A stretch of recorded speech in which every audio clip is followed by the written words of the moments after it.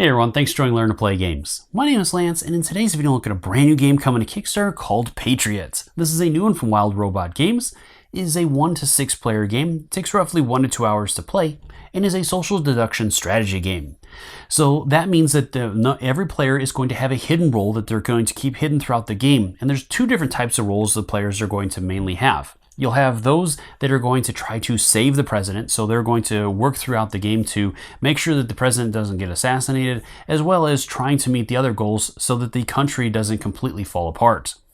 On the other side of things, depending upon the number of players that are playing, you'll have one or more players playing assassins, trying to assassinate the president or sow so much discord in the country that it completely falls apart. In the game itself, this is going to take place over 5 rounds. Each round, you'll start by revealing the assassin's demand letter that'll list a current set of demands that the players are going to try to accomplish by the end of the round. Now, of course, the assassin or assassins are trying to stop that from happening so that the players are going to suffer the consequences for that. From there, then the players are going to move into their turns, with each player getting to take a turn. During each player's turn, they'll start off by gaining all the influence cards that are listed on their player card. Then they'll spend their actions moving around the board to the 4 different locations, which includes the finance district and the surveillance center, the laboratory, and the war room, where they'll get to take all kinds of different actions by spending their action points, and they can do this in any way they want to. From there, then the player is going to have to reveal and handle a brief card, and depending upon the card that comes up, you might have players placing or putting their influence in and all kinds of other things that I'll show you a little bit later in the video. From there, then this is going to continue round after round until the endgame conditions are met. For the players that are trying to save the president, there are 2 different ways they can win. Either if they can make it through the 5 rounds without the threat making it all the way to 6, or if they are able to assassinate all of the assassin players. Either one of those situations, then they have won. On the other side of things, with the assassin players, there's also 2 ways they can win. Either by assassinating the president, or before the end of the 5th round, causing the threat to move all the way to 6. In either one of those situations, then all the assassin players have won. So in this video, I'm going to show you the main features of the game, and I'll also show you a sample turn to give you a good idea how this one basically plays to help you decide whether or not this one you want to back on Kickstarter. If you want to see a full playthrough video, I'll have a link up in the top corner where I play through the first, middle, and end turns to show you how the game plays and progresses to give you a better idea of if this is one you would like to back. So as always, if you find the video helpful, if you like what I do, please consider hitting that like button and subscribing to my channel. It's one of the easiest ways you can support channels like mine so I can continue to grow and be able to produce this content. If you want to get notifications anytime I release new videos, give that notification bell a ring, and that'll let you know when I drop new stuff. Now, I do also want to point out that everything you see in the video is still prototype materials and is subject to change, and it'll look a lot better in the final production copy of the game.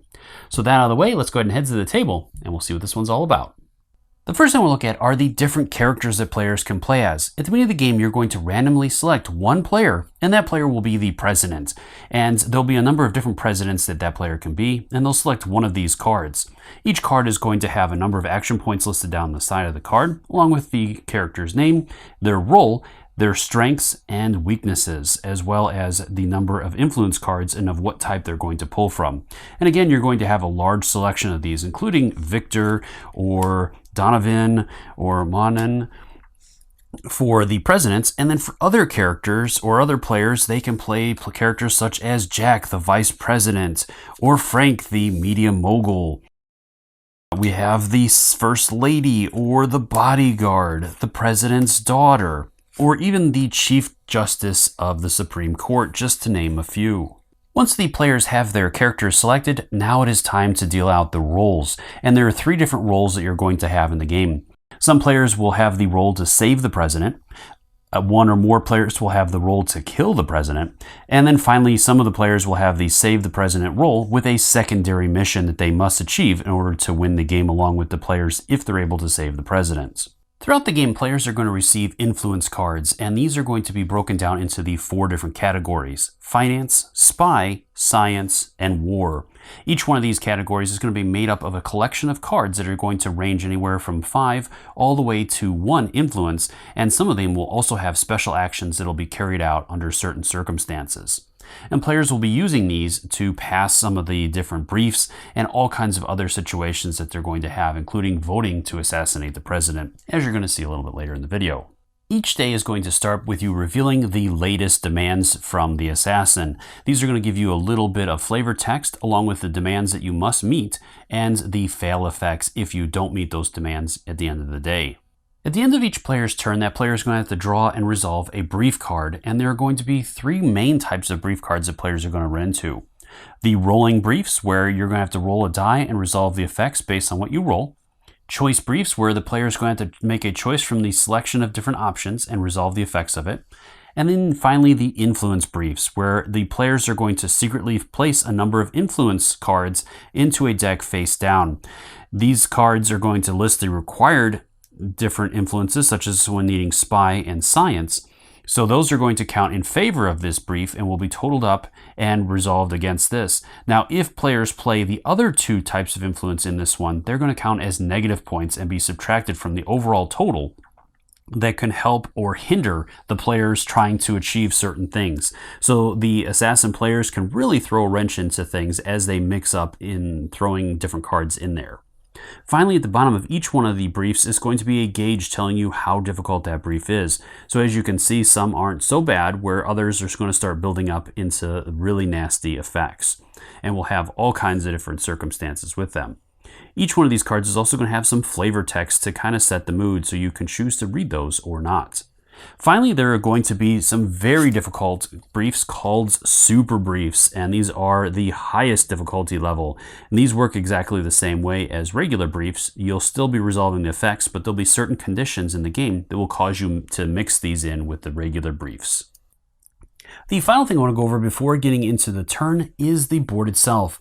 So the board is going to be broken down into 4 different areas. You'll have your finance district, your surveillance center, laboratory, and war room. Each one of these locations will have a number of different spaces that players can go to and spend action points and potentially other things to carry out the actions of that space. And each one of them is going to be outlined on there and what you do with them. And they're going to have all different types of effects, including being able to gain coins where you can be able to spend those for different things, going to the surveillance center and being able to launch beacons or call for an assassination vote. Heading over to the laboratory, you can gain science markers by making dice rolls, which you can then spend to make scientific discoveries, which could be good or bad for the players. Heading over to the war room will give you access to deploying troops, which will safeguard your different spaces from rioters when they potentially come out. Or you can be able to move your troops around or even execute rioters that are out there. Throughout the game, if the civil unrest chart gets to the max, it is going to trigger a riot, and you'll reveal a riot card and handle all the effects of that, placing rioters on different spaces, which will lock those spaces from the players until those rioters are executed or removed in other ways. At the bottom of the board is going to be the player track and is going to track the player order, as well as in the center you're going to have the current assassin demands letter that you're going to have to resolve for the round. And then you'll have 3 tracks going around the side. Your taxation spot, where you're going to gain taxes at the end of each round. Your threat gauge, which if it ever reaches the end of that threat gauge, the game is over and the assassin players have won. And finally, the civil unrest. If that makes it all the way down, again, you will trigger a riot. Finally, at the bottom of the board, you have a space for your briefs, your space for your 4 different influences, and your public opinion. Anytime you have influence cards that are going to be going into different things to meet requirements, you're also going to add public opinion so that you never quite know what is in that deck. And I'll cover that a little more later. Alright, so the final thing I want to show you is a sample turn action to give you a good idea how this one plays. So again, at the beginning of the round, you're going to reveal the top layer card, and this is going to list the demands for the round. So this particular one has, per player, we're going to add the following influence to the demands. Each player needs to add 2 war influence and a finance, or collectively, that has to be true at the end of the round. So with us playing a 3-player game, we would need a total of 6 war and 3 finance in order to pass this. If we are unable to pass this, then the threat is going to be increased by 1. Once you've revealed and resolved that, or read it, you're going to move into the player's turns. You're always going to start with the president at the beginning of the first round, and then in subsequent rounds, it'll be the player at the top of the table. From there, then the president or the player is going to take their turn, and there are 3 steps that are going to be done in order. First off, the player is going to gain influence cards for that turn, which are going to be listed at the bottom of their card. So the president, he's going to receive 2 finance, he'll get 2 spy, 1 science, and 1 war. Now that he has those, then he can proceed with the rest of his turn, moving into the second step, where he's going to spend his action points. Most of the time, players are going to start each round with 8 action points, but there might be ways of gaining additional action points throughout the game. So from there, then the president is going to be able to move around to carry out different actions. So we know we need 2 war and 1 finance per player, and these are going to be kept, the influence is going to be kept hidden, but for example, with our president, he already has 4 finance influence, and he does have a war influence as well. So he definitely wants to get a little bit more of that, so he's going to go over here and do this action here, which is going to cost 1 action point, and will allow him to draw a war card. So this one gives him 2 more, so that'll help out a little bit. And with these top actions on each one of the different areas, they will let you gain influence cards. And you can do that at a max 2 times per section per round. So I'm going to go ahead and go again and gain another one. And that puts him down to 6. And then I think I will go and try to get some science markers. So for this one, I have to spend 2 action points. So I'm down to 4. And then I'll roll the d8 and resolve the effects of that. And I got a 6. So that's going to give me 2 science markers. I could choose to spend 2 science influence. I don't know if I have enough. I only have 1, so I don't have enough to change that, but that'll give me 2 science markers. And I'll add those to my area. Now, if, for example, let's go ahead and say that I ended up rolling a 7 instead, or 7 or 8 would have gotten me 4 science markers. So let's go ahead and say that I got the extra 2. From there, then I could spend my next one. I could go over here and make a scientific discovery. So that's going to have me spending 4 science markers to let me draw 2 scientific discovery cards. So let's go ahead and draw, and we have 2 different choices. Now, some of the cards are going to come up with a reject on them, which means that that card must be resolved. And then if you have any of the regular cards, such as these, you would resolve one of those. In this situation, since I drew 2 good cards, I can choose one of them to enact, and the other one will be discarded. So this one lets me draw, each round, draw 1 additional influence card of your choice, and you get to increase your hand size by 1, which is really good, especially early in the game. Or this one, I can use this card to remove 2 riders from the board. Keep this card in play until required, and discard after it's used. So that's also really good. But I think I'm going to go with this one here, which is going to let me draw an additional influence each round and increase my maximum hand size. So that's really good. So I still have 4 action points to spend. So I think from there, I am going to go ahead and I think I'm going to deploy some troops to help kind of safeguard some of these things. So I'm going to go ahead and go here, and I'm going to spend 4 action points to deploy true troops. So I will go ahead and choose 2 locations that I want to place these on. So I'm going to go ahead and do 1 to commence science projects. And then I think I will also spend 1 to protect. Let's go ahead and go here and gaining coins from the thing. All right, that is the end of my turn, as I've spent all my action points now. So you don't have to spend all your action points. You can choose to end your turn at any point if you want to. So, or end that step. From there, then the third and final step is to reveal and resolve a brief card. So let's go ahead and handle that real quick. So this one is an influence brief, and this one is going to have all the players playing science and war cards if they choose to. And then based on the result, I'm going to have different effects. So if I get up to 6 influence, then each player discards all science markers. If I get 7 to 9, then the brief card holder discards all science markers. If I get between 10 to 14, the brief card holder gains 4 science markers. And if I can get over 15, each player gains 2 science markers. So that would be really nice to have. The influence that we need for this one is science and war. So each one of the players can choose how many that they want to place in there. So I'm going to go ahead and do that one there. And I think I'll place that one in there as well. All right, then each other player can choose to do that if they want to. And again, they can place any cards in there. So if we have an assassin player that is playing, he might want to play finance and spy into there to reduce that value. And then I think I'll pop that one in there as well. And then once all the players are done, then you'll add 2 cards from the public opinion pile so that you don't know what that is, who's doing what.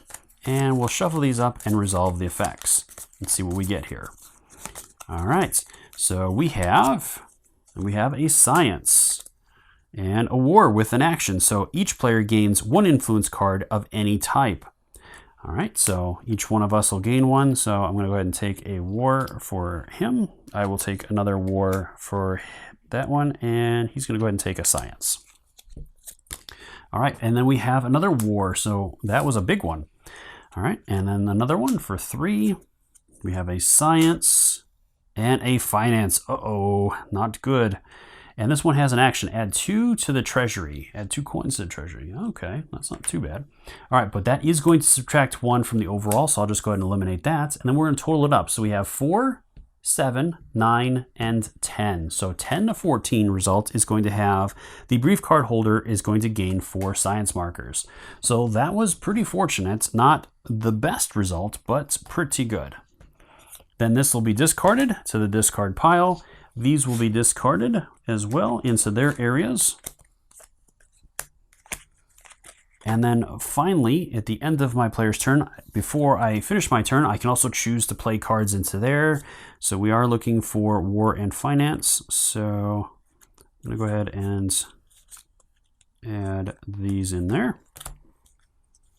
Now you don't have to, but you can choose to do so if you want to. So my player is going to go ahead and add those, and that is going to end his turn. He'll place his marker back, and it'll move over to the next player. So the next player would be the vice president. And again, you're going to continue doing this with each player taking a turn.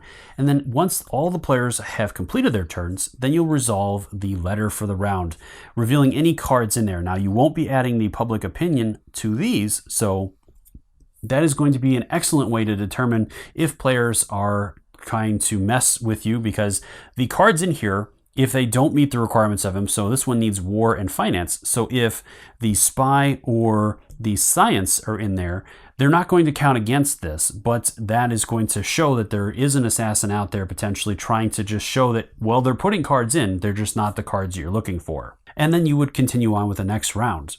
So I hope you got a good idea of how this one plays. As always, if you have any questions or comments, please post those in the comment section below, and I'll do my best to answer them, or swing by the Kickstarter's main page and drop any questions you have there as well. I'm sure the creators would love to hear from you and are more than happy to answer any questions you have. Until next time, I'll see you later.